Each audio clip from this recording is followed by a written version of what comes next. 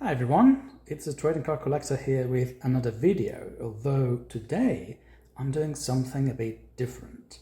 Now, typically all the previous videos have been, as you know, the name suggests, related to trading cards, and I've been opening boxes and showing the pulls I got. Today I'm going to talk about another one of my passions, which is comic books and comic book collecting. So what I'm going to do is I have over here spread on this table all the comics from my comic pull list for the past 2 weeks. So every week, the way it works in the US, comics normally come out on Wednesdays. So every week on Wednesdays, you have a number of new comics from different publishers, and you can go to the comic shop and just get those then. So what I have here is my pull list for the past 2 weeks. So the last 2 weeks of September 2024. And I'm just going to talk a bit about these comics, the ones that I get, why I'm getting them, why do I like them. Because I think it's pretty related to trading cards. Ultimately, most of the trading cards that I like, that I open on the stream, do have their origins in printed media. Most of them just come from either American comic books or Japanese manga. So yeah, I'm a big comic book fan, and I did spread them out a bit so it would paint a nice image, but I'm just going to put them all together whilst I talk through them. So I have a pretty good, I think, a pretty good collection here of like different publishers and different characters. So I do tend to favor Marvel, and so typically I'm going to have more Marvel comics than anything else. But I normally would just follow artists or writers as well, regardless of which company they're working for. So I'm just going to go without any particular order, just from the top. And this is Falling in Love on the Path to Hell. A relatively new Image series. It's only issue number 4. It's a pretty good, solid story. We have the two main characters here. One is a cowboy from the American Wild West, and the other one is a samurai from feudal Japan. And the summary here is essentially these two characters are in the respective countries in the time period, and they die, and then they find themselves on an island that it's sort of like a purgatory space, and then just have to keep fighting demons that come through a portal on a daily basis. The Incredible Hulk, this is the new Incredible Hulk series, issue number 17. But if you can see, what Marvel has started doing is adding the legacy number in. So you can see here is legacy number 798. That's because Marvel likes rebooting the series very, very constantly. So every couple of years or so, they would just reboot the main series. But for people who care about the original numbering, I do like that they are keeping the legacy numbering. They didn't used to do that for every series. Now I think they're pretty consistent at it, so I do appreciate it. I don't really like to keep rebooting the series every 2 years or so, but you know, it always sells when you have a number one on the stands. And this new Hulk series, it's from Philip Johnson, and it's pretty like horror focused, and so I do like the new take on the Hulk. That it does remind me of like the old horror stories that I would read as a kid from Cthulhu and Lovecraft and all that. So I'm quite enjoying this new one series. I do recommend it. What do we have next? Here we have Lawful by Boom Studios. Boom Studios, it's a relatively new imprint. I was not familiar with them, but they had a massive hit with a new series that's called, well, not new anymore. It's Something's Killing the Children, which even has like a couple of spin-offs now. And because of that, I just basically learned about them.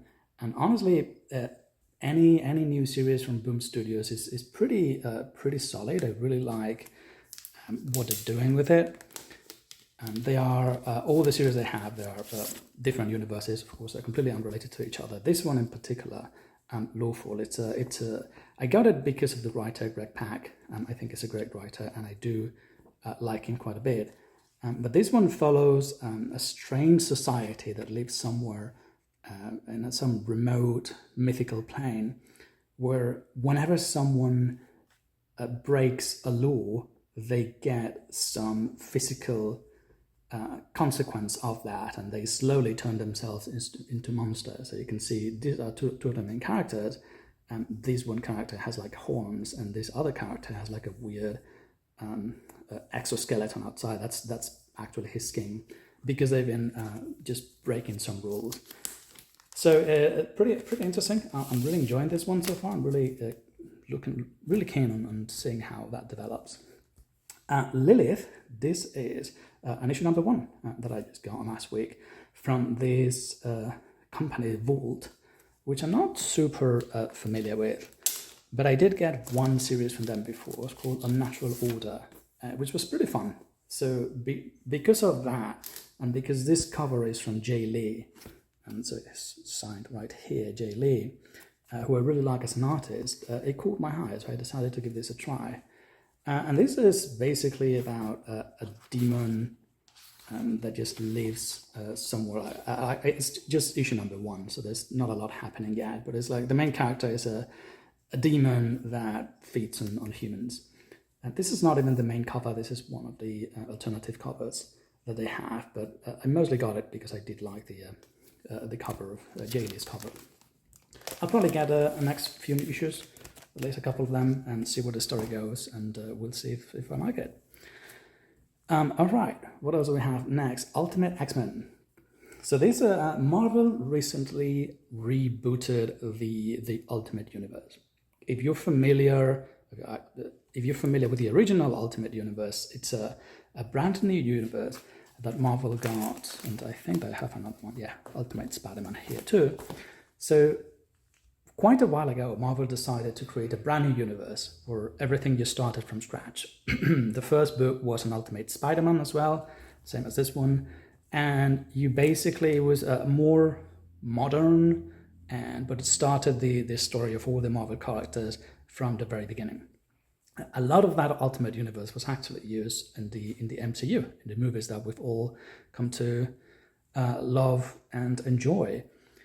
And that universe did run for like a pretty significant amount of time. I want to say like 20 years or so.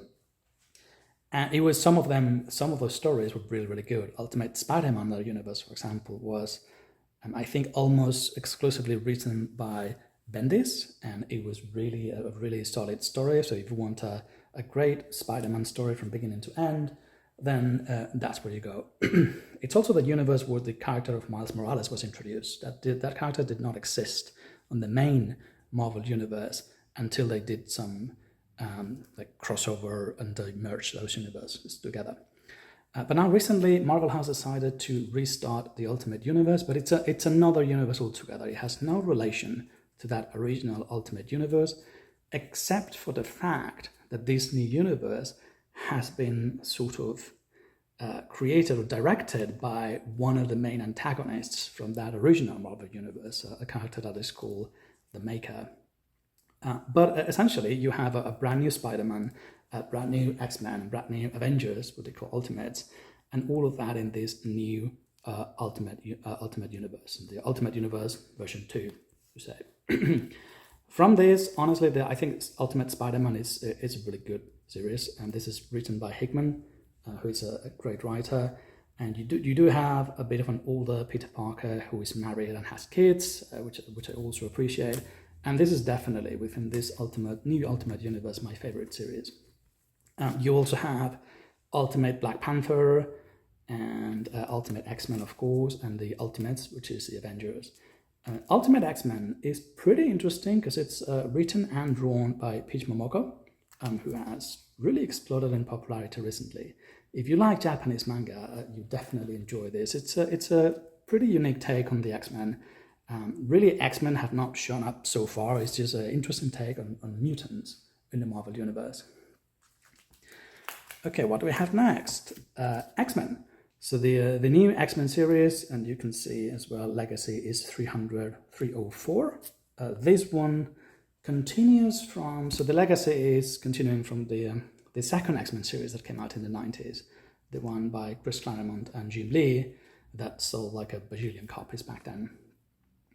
Now the X-Men, so issue number 4, so you can see it was also recently rebooted because the X-Men had a pretty interesting period recently, which is the Krakoa era, and I really enjoy those Krakoa stories because it was very different, and I felt like the X-Men had finally evolved, and it was not always the same stories of like humanity wants to kill us and we are just hiding, but also protecting them and all of that. So they did some pretty solid stories on the Krakoa, but recently they just got rid of all of that, and now they're kind of back at where they've always been, just hiding and being the underdog. So I do find that a bit dull and boring. I really enjoyed that they had shifted the status quo a bit, but now they're back with what they've always been. That coupled with the writer, this is Jed MacKay. I'm not a big fan of Jed MacKay. He's I don't think he's bad. He's just not really particularly good in my opinion, but to each their own. But to be fair, just following all that Krakoa era is a pretty tall order, so it's not an easy thing to do.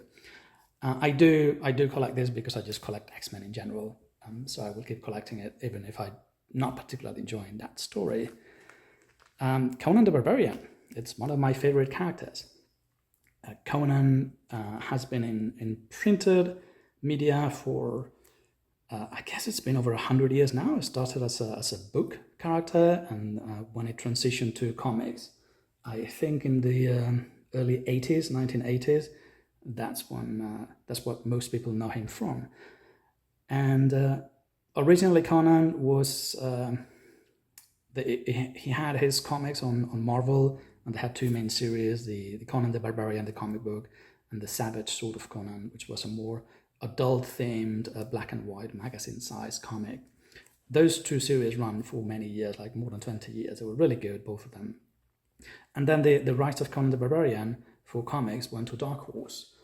And Dark Horse continued. I'm less familiar with that period, but they continued for also a pretty significant amount of time. And then the rights went back to Marvel relatively recently, so like some 5-6 years ago perhaps, and they started, Marvel continue their original series, Conan the Barbarian and the Savage Sword. But now, recently, the company or the group that owns those rights has decided to just try writing the comics themselves. So this is from Titan Comics and Heroic Signatures, and this is only issue number 15. So they started a bit over a year ago. This come out every month, and honestly, so far I'm pretty impressed. So it's written by Jim Zub. The art does go back and forth between different writers, different artists. The best one by far is someone that's called Rob De La Torre, and I have seen that he's also going to be doing some Savage Sword of Conan soon, so which I love. But he really does reminisce of the original black and white drawings from Savage Sword from John Buscema from back in the day. So I think it's really solid. But yeah, this series, the new Conan, I really enjoy it. Really fun. Okay, we have some Dark Horse here, the Nightclub number 2. This is from Mark Millar. Mark Millar, really famous writer. He has this thing called the Millarverse, and he has a lot of characters. The Dark Horse just picked up all his books. He used to publish almost entirely in Image, and I know he had a deal with Netflix as well, and some of his series have been or are in the process of being adapted to TV series. So Jupiter's Legacy was one of them. That one got cancelled after one season, though, unfortunately. But you might be familiar with the Kick-Ass movies. Those are also based on his characters. And yeah, this is a Nightclub. It's a new series. This is a Nightclub number 2. So there was another one before this, but it's only issue 2. But within his universe, this is relatively new. And the story is about these kids who get turned into vampires, and then they just dress like Mexican luchadors and go basically become superheroes. Pretty entertaining. I do like it so far.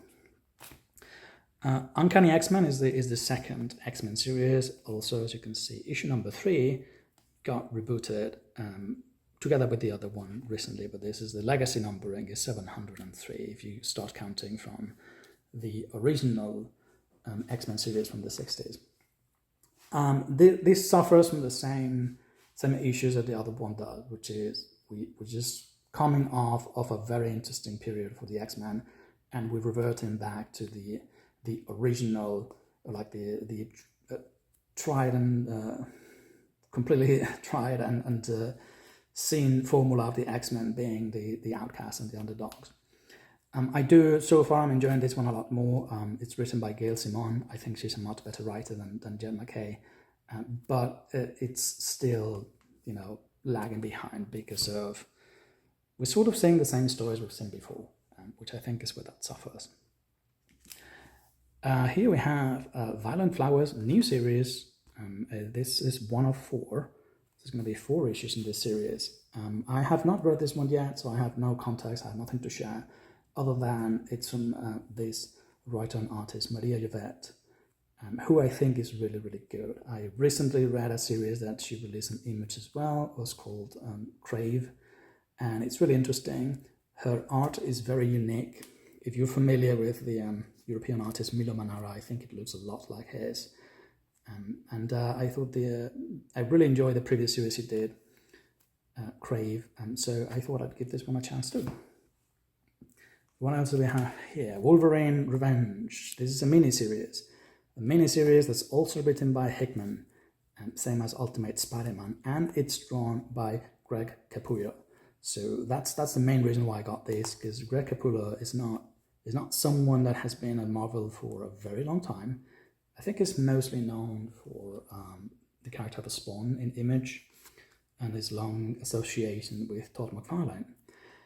And they recently announced this mini-series Wolverine Revenge, and because of the art, I decided to give it a go. And it's only issue number 2, and so far it's pretty good, pretty entertaining. One interesting thing, I'll show you the art a bit. One interesting thing that Marvel is doing, which I think is the first time they're doing it for comics, is this red band notion. You can see it over there, which is they are actually releasing 2 versions of the same comic. One is the red band one, and the other one is the standard. And the red band is supposed to be more graphic and just for adults, and it comes polybagged. So I did compare the first issue red band versus non-red band, and the difference was, like, the plot is basically the same, but the difference was that there was a couple of more gory scenes that were on the red band edition that were not on the non-red band one. So I mean, you get whichever one you like. I don't think it makes a big difference, but yeah, I do enjoy the art here for sure. It's more, it's really solid. So okay, so you can see like some gore and blood here. I don't know if these panels exist in the same way in the non-red band edition or something like that. Someone is just driving over Wolverine's head with a motorbike. But yeah, I think generally the art really shines in this new series, and I'm pretty happy with it. All right, continue with this a little bit more. Babs. This is another one of these less known companies, Ahoy Comics. And the main reason why I got this one is because this is written by Garth Ennis. Garth Ennis is an incredible writer. He's probably best known for writing The Preacher and a pretty significant one on Hellblazer, John Constantine. And this is like a sword and sorcery story, but with a lot of comedy in it. It's only issue number 2, and this is like a brand new series. You don't need any context to read this, and really enjoying it. I think this is definitely one of my favorites. And the second I picked this one from the shop, I went straight to read them. The Avengers, of course, everyone knows the Avengers. This is, again, was rebooted recently, so it's not only number 18. I think it's pretty difficult for Marvel series nowadays to pass over like issue 50 or 60, because they're just going to reboot them and just start from scratch again. This new Avengers series, I'm not a huge fan, but I do collect the Avengers. So I'm just still buying them, but it's also written by Jed McKay. As I mentioned earlier, I'm just not a huge fan. Again, it's not bad. I think it's definitely a decent writer. It just doesn't really do it for me. Amazing Spider-Man, the issue 58 since the last reboot But this one comes every 2 weeks, so it's a lot more frequent than the regular monthly comic books.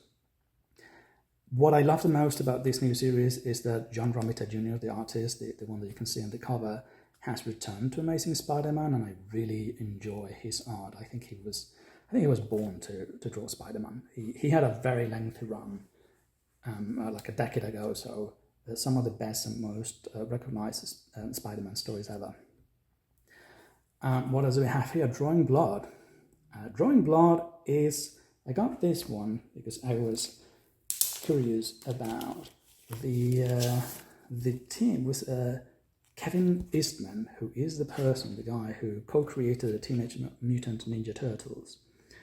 And I'm not a big Turtles fan, and I don't really follow the guy, but I don't think he's really done much ever since. So I thought it was interesting that he decided to do another comic series. And what's inside these stories, so he doesn't actually do the main art, but there are like some flashback scenes here and there where where Kevin Eastman himself does some of the art, like here, right? So it's a very distinctive art. He does the covers as well, the main cover, but it's only like a few pages. So in here we only have like these 2 pages. He's done the art for those 2 pages, but that's it. Nothing the rest of the book. The story so far is pretty interesting, so I am enjoying that one. Helena Winhond. It's another Dark Horse series. This issue number 5 only, written by Tom King, and does have. I'm also quite enjoying this one. I think it has. If you look at the cover, it has some extremely appealing art that kind of reminds me of Charles Vess, if you're familiar with him. But it's a very like fairy tale-ish. And it is a very also really solid story about this character. But also a big fan of this new series. Okay, and I'm almost done. This is taking longer than I thought. The Magic Order 5. The Magic Order is another one of Mark Millar's series. So the Magic Order has been ongoing for a few, that's how 4 series before this one. So this is the 5th one. All the other ones have been published by Image, but I'm sure they will release them on trades from Dark Horse at some point soon. But yeah, this is a brand new Magic Order series. This is a story about magicians, but a bit Harry Potterish, but living in today's world as well, and they live hidden, and they have some squabbles in between them, and and it's entertaining. It comes and goes. They're generally pretty fun to read. One thing that they did recently with all these Millar series is they decided that all those series happen within the same universe, which I don't think was the plan when Millar started writing them, but I don't know, right? Just they had, because he has many different series from many different characters, and then they had a big crossover, I think last year or early this year, when they just revealed in case you didn't know, all these characters like Kick-Ass, or there's like one called Prodigy, or the Magic Order, all of those, they say now we're going to decide to just live in the same universe. And I thought it was very forced, and I didn't think it quite made sense. But he probably has a list somewhere around here with all his different series. I guess not, because I know he's done it before. But yeah, so Nightclub, we saw before. Prodigy, that's another one of his characters. Nemesis, that's another one of his characters. And he just decided okay, they all live in the same universe, we're going to have this massive crossover. And it was nicely written, don't get me wrong. It's just that the notion of all of those different characters living in the same universe, I thought it felt really forced. All right, this one is slightly larger than usual. This is like a magazine side, as you can see. And this is also another relatively new company that's called Distillery. Let me just unpack that. You can see Distillery right here. And this company, I'm actually really impressed. They only started publishing books about a year ago, I think. And they're all in this format, like magazine size, and they're just thicker than normal books. So it's more similar to European comics than American comics, except that it's softcover, it's not hardcover. But they have some pretty solid writing talent. So this one is by Tinian, the same guy who wrote the Something's Killing the Children I mentioned earlier.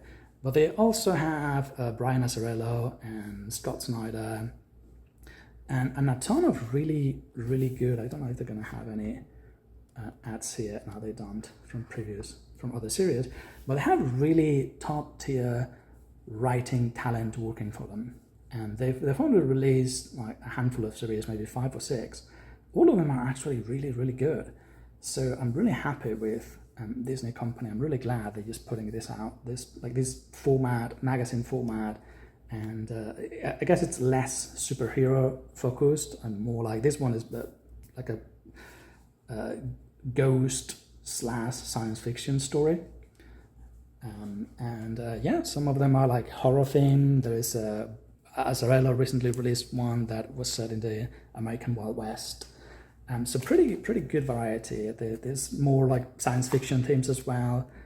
But yeah, it's really impressed with Distillery. I'm definitely always keeping an eye out with whatever they publish. And then I have this also Colossal book, which is it's a reprint.